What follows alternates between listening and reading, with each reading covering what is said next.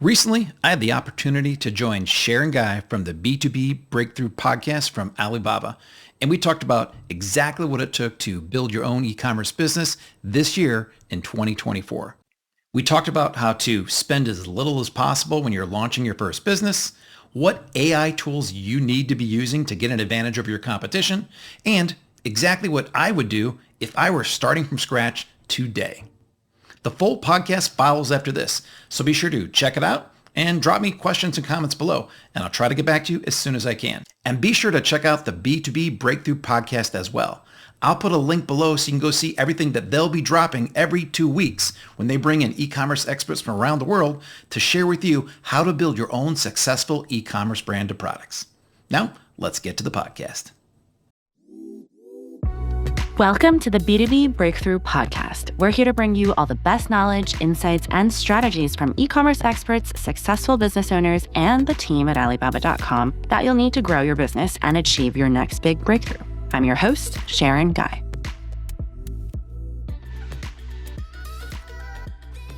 Our guest today is Mike McClary, the current CEO of Amazing.com, president of Zoof, and president of Intervine Consulting.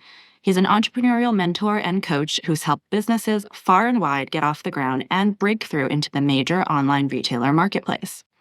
On top of his current role at Amazing, Mike is also the president and founder of Intervine Consulting, an independent technology and consulting firm focusing on product development and business management, and is also the president of Zoof Seller Software, which enables entrepreneurs to check their sales performance, monitor keyword rankings, and measure true profitability. Welcome, Mike.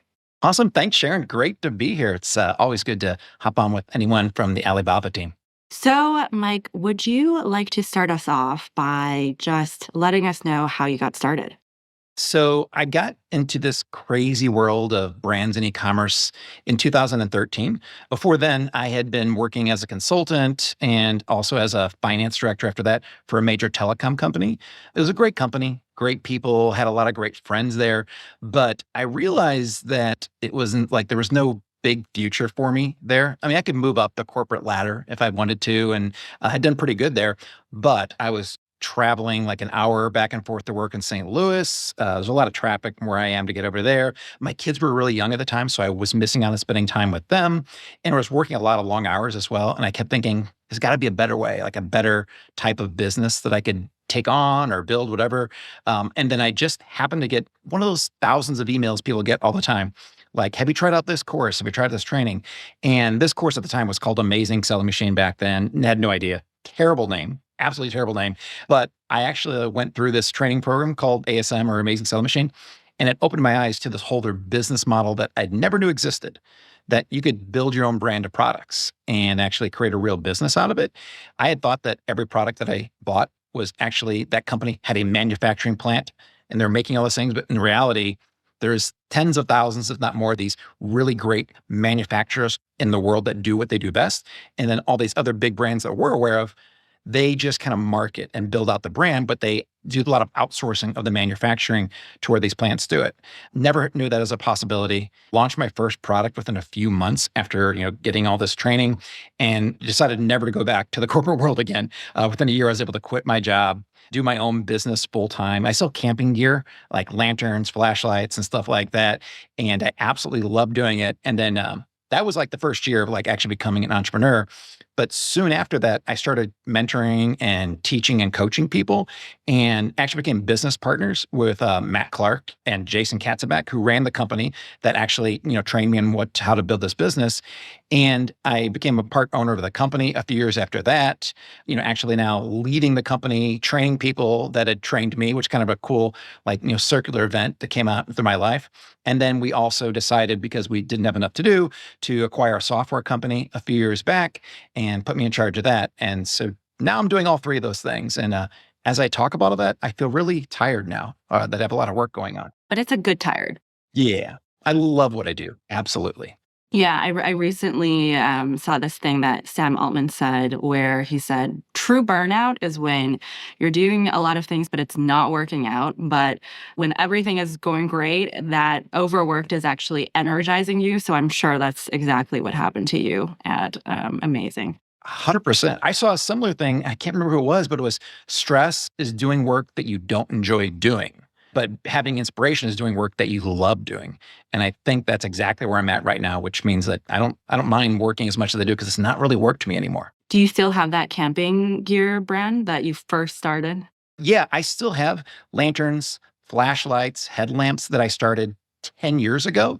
I've dabbled in some other brands as well, because one of the things that we like to do when we teach people is we don't just want to teach theory.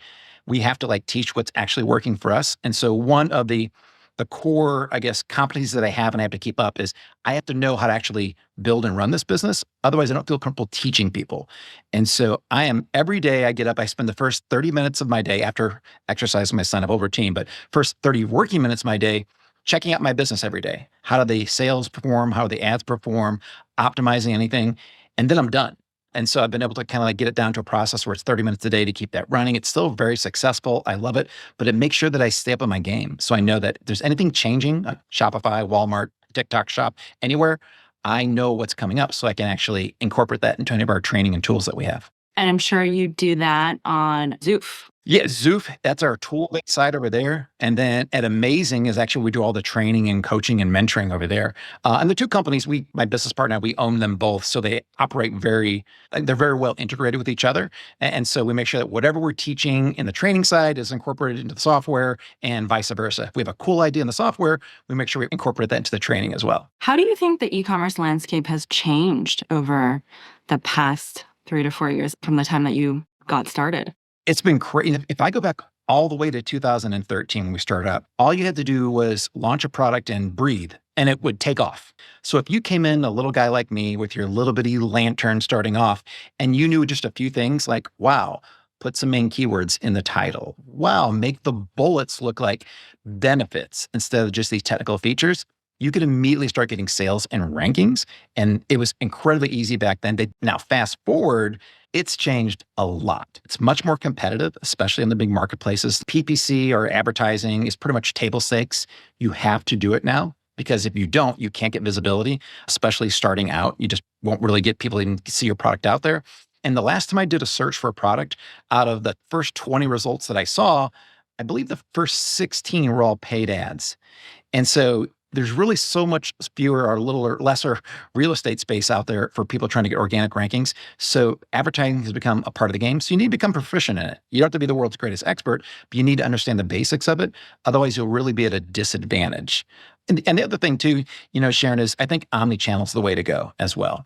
We see the world of omnichannel, selling on your own website, selling on Walmart, eBay if you want to, TikTok shop, anywhere else. You really need to build a brand that isn't just focused on one platform or marketplace, and then you'll have a much more stable business. It may not take off as quickly as things did, but if you have 4 or 5 sales channels, you're in a much better position because if one goes down or slows down, you have all the other sales channels coming in. We talk about omnichannel all the time in my keynotes and whatnot as well. And it's true, it's sort of not putting all of your eggs in one basket and spreading that risk because you never know if advertising rules change, advertising costs go up in a certain platform, and it's just harder to survive if you're just on that one platform alone. If we say I wanted to build a product tomorrow and launch a product this year, and I'm creating my strategy, what major things do most early stage entrepreneurs fail to account for when they're planning a launch? Couple things. One is I think we focus too much on the product sometimes and not so much on the brand and the people that we're serving. And I admit, I'm 100% at fault for that. You'll hear me talk about product all the time. I even talk about how the product is the most important thing, but really it's your customer and what the problem you're trying to solve.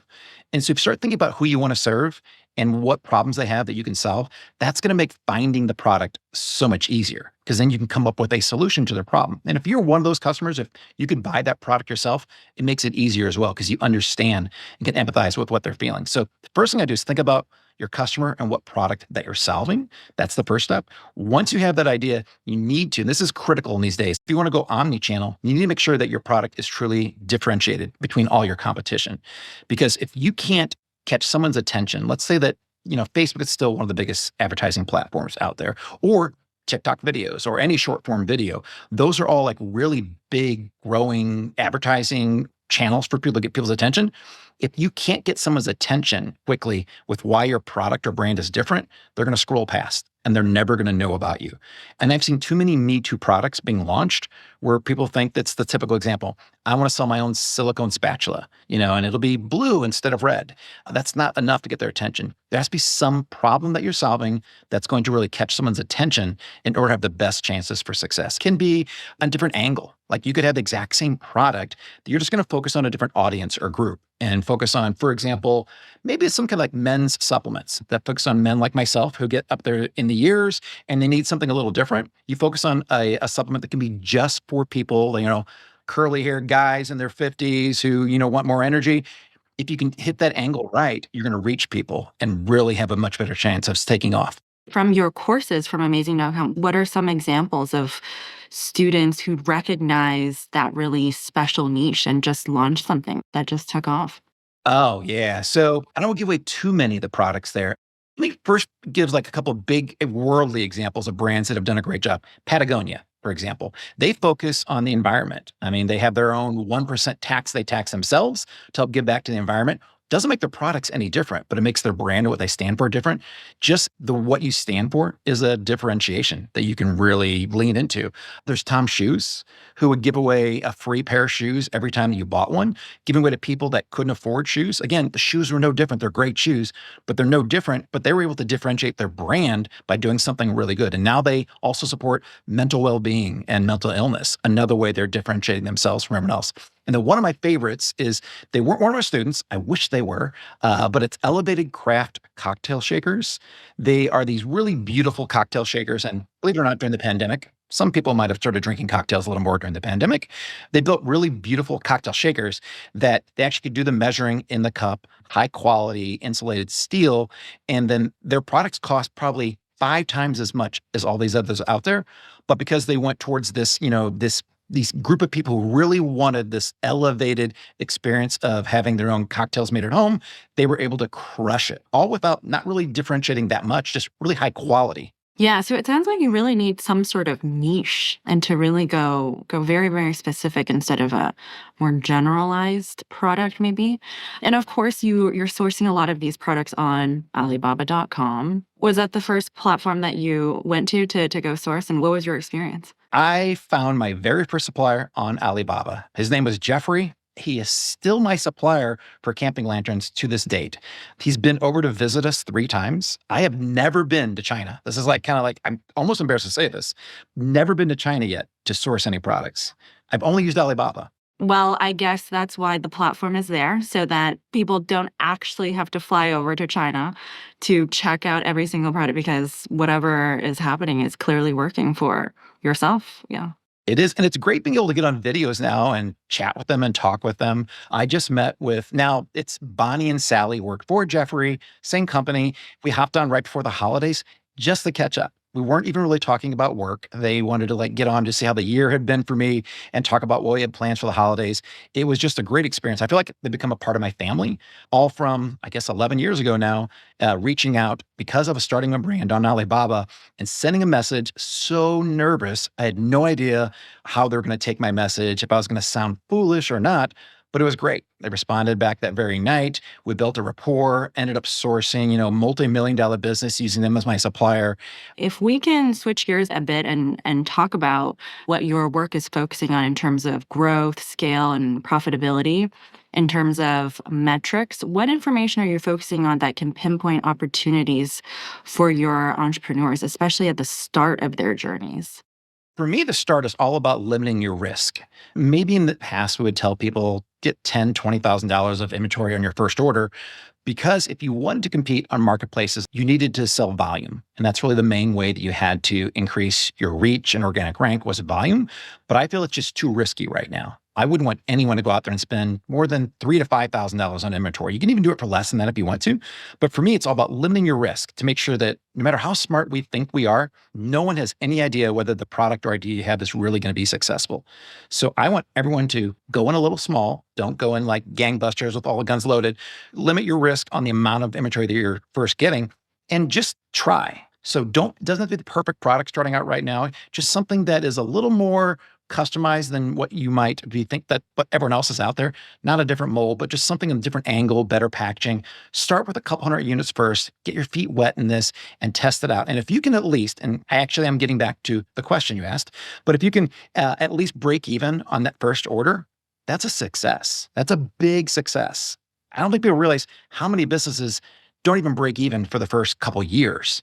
So if you can do that on your first order, just break even, then you know that if you scale this business up, you get more discounts by ordering larger quantities, get bigger discounts by doing bigger shipments, also being able to offer bundles of your products, then you'll be able to really start reaping the profits that come along with that. So to me, it's all about starting off, breaking even, testing the waters, limiting your risk, and then focus a lot on trying to, then scale the business up to increase your profits. And for me, it's all about cash flow and ROI. What's the return on your investment? Because that's a tricky one people don't think about. We think about profit margins all the time.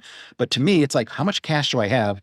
And then how much can I turn that over into more cash to grow the business? 10% profit margin, maybe, that's not a great profit margin, especially when it's on a cheap product. But if you can get an ROI on a more expensive product because you get a bigger margin, you can really grow a business much bigger. So we teach people to look at ROI more than anything. So if you are talking about customization, how are you asking the factory to be customizing that product for you? Or is it just a more, maybe like a what we call a long tail SKU, or a SKU that's not as sold as often? So the way that I would go about it is eventually it'll be the manufacturer that you find that does the true customization for you. And that may involve a new mold that, which, aren't that expensive. But the good thing about that is you're kind of building your own intellectual property and you're building a moat around yourself. If you have a mold for your product, no one else can have that mold. No one else can create the exact same product as you. So that's why it's a good investment later on down the road. I wouldn't go right in from day one. I'd first test out the product using a very similar one that we're also selling, but I would give it the type of customization initially that doesn't require a big expense, like better packaging, a nicer logo on there that has really catchy and resonates with your brand, maybe just a few extra features that you can add in if it's an electronic product or something. But I would try to limit your risk again and try to really make it stand out without making a physical change to the product. Once you have a winner, then I would work the manufacturer and go in on a mold. I did that with Jeffrey, my manufacturer. We went in together on the mold. I primarily sell in the US and he wants to sell over in Europe. And so what we did, we went on this mold together, and I have the rights in the US. He has the rights in the European market. It was great way for us to limit our costs, and didn't bother me one single bit. And we don't have a contract. After 10 years, we trust each other a lot. I think people do need agreements and contracts because you hear horror stories, which is what's great about the programs that Alibaba's put into place, trade assurance, to make sure that you don't really know the supplier because you've never met them before. What a great way to have someone you trust like Alibaba hold the money in escrow, so that once the product and order is finished, then you can feel confident that you're going to be sending that money to them and getting the product in return. But I imagine before you ask for that type of customization, that there's a lot of relationship building that needs to happen. The manufacturer has to trust you have to trust them in doing that product. So how would you go about building that rapport with them? The first part is going to sound a little cold and business-like, but the best way to build a relationship is to sell a lot of their products. If they actually have faith that you're going to be a good long-term customer of theirs, then they are going to invest their time and take a risk on you as well. But if you're just starting out and you don't really go all in on this, you only sell a few hundred units and you never increase the order amount that you're getting from them, to them, it's more of a hindrance than an opportunity. And so the best way is just really put your full effort into this and sell that first batch, especially as hard as you can, and then the second one as well. And once you've got at least 2 orders where you're ordering more and more units each time after that, they are going to want to take more of an interest in you because they see you as a potential opportunity. And it's not being cold on their side. They just have, lots of clients and they have to put their focus. They have limited time, the only resource we all have the same amount of. And so they have to know who to put that time into. So doing that, growing your sales, number one. The second one is just get to know them, ask them questions. Don't just treat it as a transactional relationship, but ask them about their weekend, their plans, what they're doing after they get off of a chat with you. And then offer up the same thing if they ask those questions of you. Building that personal rapport goes a long way. And it also, just build that trust between one another, that you're not there just trying to make money off of each other. You're there helping each other grow, that you're both trying to have the same goal. What services do you see as being underutilized by entrepreneurs in these type of relationships? Oh, wow. Well, I mean, the open one that's out there about everything else is AI. Like there's so much to do with AI right now. I think that the biggest service that's not quite there yet is going to be product imaging, lifestyle imaging. A lot of tools are out there to create incredible images. Midjourney is one of the big ones out there, Dolly and such, but they still struggle with creating really good lifestyle, putting your product into the mix of really good environments in people's hands. They do an okay job of it, but not great. And so I think that that's going to be the next tool and service that I imagine in the next 6 months, that's all going to change. We'll have like lots of good options for that.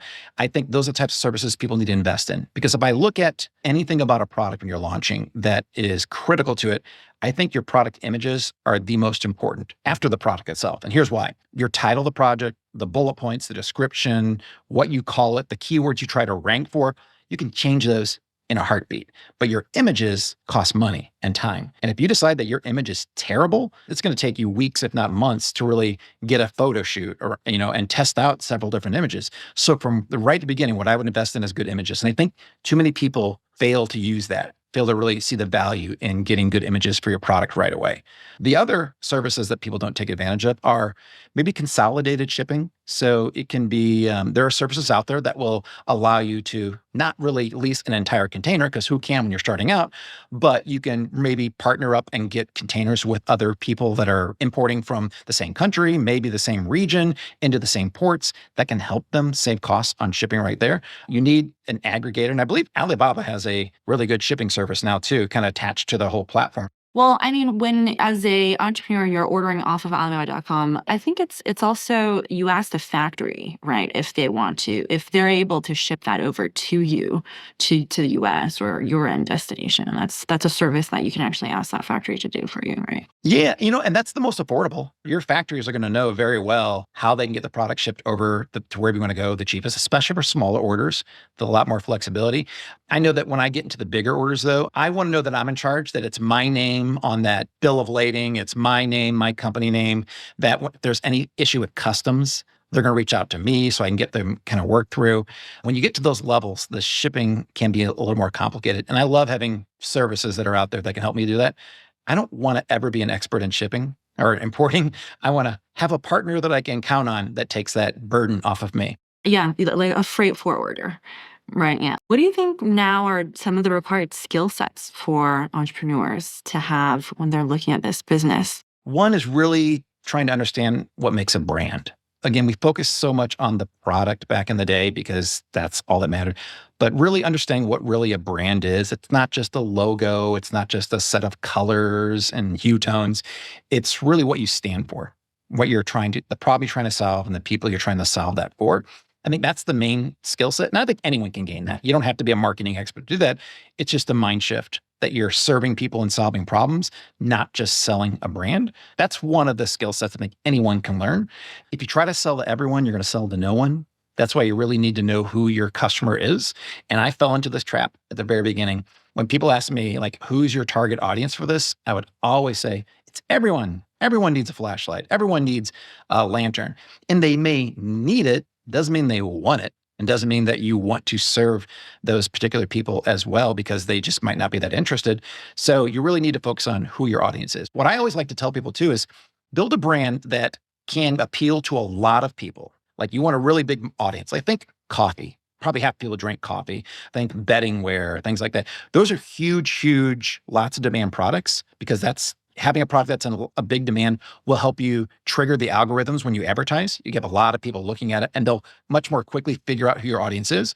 But once you have this huge potential audience, then really focus in on your differentiation. So it's kind of like a combination of the two. Big potential audience, but how do you differentiate yourself? That's kind of like the magic formula that you're able to really get products to take off. Lots of demand, lots of potential demand, but really your own target audience that differentiates your product from everyone else. It can really make things take off. That's interesting. So pick a big category. So something with a large total addressable market. And then pick a subcategory within that and a more specific target market within that, like not just women, but maybe women who are in their 40s who go for a 5-mile run, that more specific as you go as you can. And then brand around that. Absolutely. And it'll expand out of there. You'll target that and that's going to help drive sales and conversions, but it will absolutely expand out of there. People aren't just going to like this, like the military aviator watches I talked about. Half the people buying them are not really flying planes. That allowed them to get started and really make their mark. What is your go-to AI tool? Oh my gosh. So right now I go between Bard and Chat GPT. There's no clear winner between the two. Yeah, they keep going back and forth. As of yesterday, Chat GPT is the winner because of being able to create your own personal GPTs. So I'm using it in my business. I created one that actually writes me video scripts in my voice. So I downloaded the transcripts of the presentations I gave at our Silicon event because I wanted it to be, how do I speak on stage naturally, not off a script? How do I just talk? So I downloaded several of those, uploaded it into this little GPT and said, this is how I talk. Create me, whenever I ask, a 30 to 60-second marketing video in my own tone. And now it does a great job of it. And it's wonderful. I've also used it to look up HTS codes, it's like tax and tariff codes on products. And I also use it to talk about the late, great Charlie Munger, one of the owners of Berkshire Hathaway. He passed away. So I uploaded a bunch of his transcripts. And now whenever I want to talk to Charlie, I go into my own personal ChatGPT and ask him a question, and it sounds just like him. So those are two of the text-based language tools that I use. There's so many other tools out there, though, Sharon. What do you think are some of the early signs that these entrepreneurs can identify that point to a breakthrough when they're first starting out? Like at what point, and I know you mentioned sales orders around, was it the 200, 300 mark? Is that what you would use as an indication, or are there other indicators? The sad truth about one thing is the moment you realize that your product is taking off, it's usually too late to reorder and stop that from taking off because it's a slow ramp up at times. And then it's usually, 30 to 60 days minimum to reorder that inventory anyway. But I always tell people that's a great problem to have. Like if you run out of inventory your first time, even your second time, don't stress about it. Another reason why I tell people don't just focus on Amazon. Amazon sometimes penalizes you if you run out of inventory. You lose what's called the honeymoon period. But if you're omni-channel, you're at every channel, then it's not an issue. You just turn your Facebook ads off, when you're out of inventory, and turn them back on and then send them right to your own Shopify store. So running out of inventory is a great sign. If you've done that, you have found a product that you need to lean into more. Start optimizing it. How can you optimize your ads? What we tell people all the time is create 5 ads with 5 different angles going to 5 different landing pages. It can be the same landing page, just a different title on it, but then you don't really ever know what the angle is that's going to work. You may think you know, and I think I'm wrong 90% of the time. But if you try 5 different angles, you can use ChatGPT. Hey, I sell this camping lantern. Give me 5 different customers that might be interested. Now give me 5 different angles as to why they might want this. Test those out in ad copy, send them to a landing page with that same headline at the top, and you'll very quickly find out which of the angles is working for your product. And then you lean into that. I'm not answering your question at all. I mean to get back to it, but I just kind of thought about that and I wanted to get to there. To me, it really is about sales velocity and sales. Like when you get to a couple hundred in sales, and if you've at least broken even, or even if you've lost a little bit, if you start seeing that there's some traction, I think that is probably like the key to really realizing that you have a product that's and a brand that's going to take off. I'm trying to think of other factors out there. Good reviews. Like maybe customer inquiries, people asking you if you have this product in another color or size. Yeah, that's great. Those are great insights too, because what a great way to expand your line. I like starting out simple, one product, one size, one color. But if people are asking like, hey, do you have it in black or blue? That's a sign people are interested. I mean, not only are they interested, they're seeing you. You're getting out there and actually starting to get sales. What do you think are some of the major innovations that's influenced consumer behavior in e-commerce in the post-COVID era? Social media, I don't know if I call that an innovation, but the fact that people are buying now because of social media, it's always been growing, but now it may surpass regular search buying at some point. Just seeing the investments. I think TikTok's investing $6 billion last year alone on, becoming the next big competitor. So I think that social media purchasing, where it's not just a direct search and find and buy, is one of I'll call it an innovation that's out there. Also, being able to buy within apps is an innovation. So for example, any kind of app that you may have, maybe it's Instagram, maybe it's TikTok, you can buy right in the app. You don't have to exit. That's an innovation that I think consumers are really loving. They know that their purchasing information is into that app, who they trust. because they're using it all day long and not taking to a random website that they don't know who you are. So I think that's one of the innovations right there that is helping people. Like a closed loop purchasing system. You purchase in the app that you're seeing the ad. What do you think consumers will be focused in 2024? If you were the Oracle, maybe not in the area of fidget spinners, but other product categories, what would you say are good products to look at in 2024? Or what will consumers want to buy in 2024? Well, I think health and wellness is always going to be one of the ones that people want. Everyone wants the promise of living forever and eating whatever you want and still looking fantastic. So I think health and wellness will, whether it grows or not, it's going to continue being one of the top type of products that are out there. So to sort of close it off, what industry advances would you say were some of 2023's biggest legacies? I mean, it's got to be AI. I can't think of anything else. I almost wish we'd like say if AI were off the list, because AI made more advances in the past year than I can see in any technology that's ever come out. And the fact that AI can help it speed up how fast AI goes is kind of scary. It's kind of like, what do they say that, transistors will increase or double in their speed every certain number of years because they just know the math works out. AI is growing exponentially fast. And I think that 2024 we'll probably have more advancements in 2024, but might not feel like it because last year was like the first time people even heard of, Chat GPT. They didn't know what these large language models even were, had no idea. We're going to see a lot more advancements this year because all those new companies that started out last year that were putting their businesses out there, which I love, people didn't wait to have a finished product. They're like, I got a tool that does 50% of what we want it to do. I'm putting it out there right now. It's free to use. That way you can tell me how it's going to work. Those companies are going to refine their products, actually find markets to sell them, to buy their products now. And I think we'll see some really, really marketable products this year that we didn't have last year. Last year, a lot of experimental, awesome products didn't quite do everything that we wanted them to. This year, they're going to start buttoning up those things and some products you can just like plug and play and let help run your business. Where do you think e-commerce will be in 5 years' time? Now looking into the future. E-commerce is only growing. It's never going to go down. People are, just much more comfortable with buying things online. They're much more trusting because they've gotten used to it by now.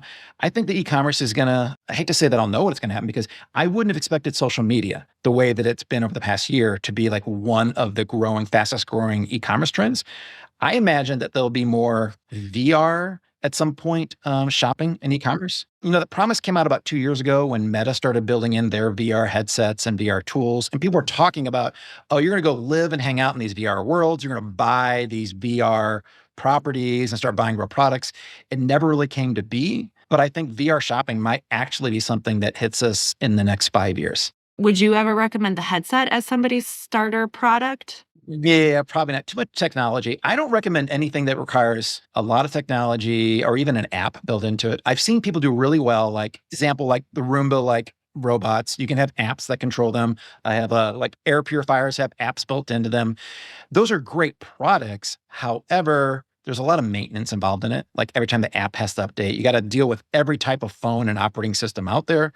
So in general, like really complicated electronic products, I do not recommend because it's really hard for anyone to manage that and maintain it yourself. One final question, this I would be very, very curious with, is what advice would you give to your teenage self? What advice would you give to Mike back in the day who was walking around the campus of UIUC? Don't think that you have to follow the system that we all believe you have to. Interview, get a job, work for a company. There's nothing wrong with that at all. Absolutely. I did it and I did love it for a while. I really did. And I know people who love that. That is a great path if you want it, but it doesn't have to be the only path. I think almost everyone should open their minds up to the possibilities of working for yourself, creating your own business. Because nowadays, we call it the gig economy, but it's really like this entrepreneurial economy we have right now because the costs for creating your own business right now are virtually nothing. All you need is you, nothing more.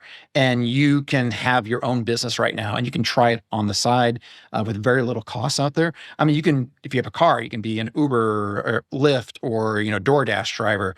You can also do tutoring online if you want to. You can do social media posting if you want to. You can do copywriting. You can learn how to do copywriting. You can use AI to do a lot of these things as well.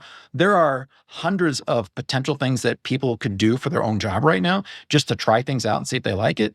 And the risk, there's no huge financial risk when doing those things out there. So I would encourage anyone, you don't have to go out there and build a business with us with physical brands and products, but consider doing something just to see if you want to be your own boss. You may not like it. You may not want to try something different, but I think everyone, if they have even the remote set of interest in it, should give it a shot, see if it is something for you. So thank you so much for your time and all of the knowledge and insights that you've accumulated.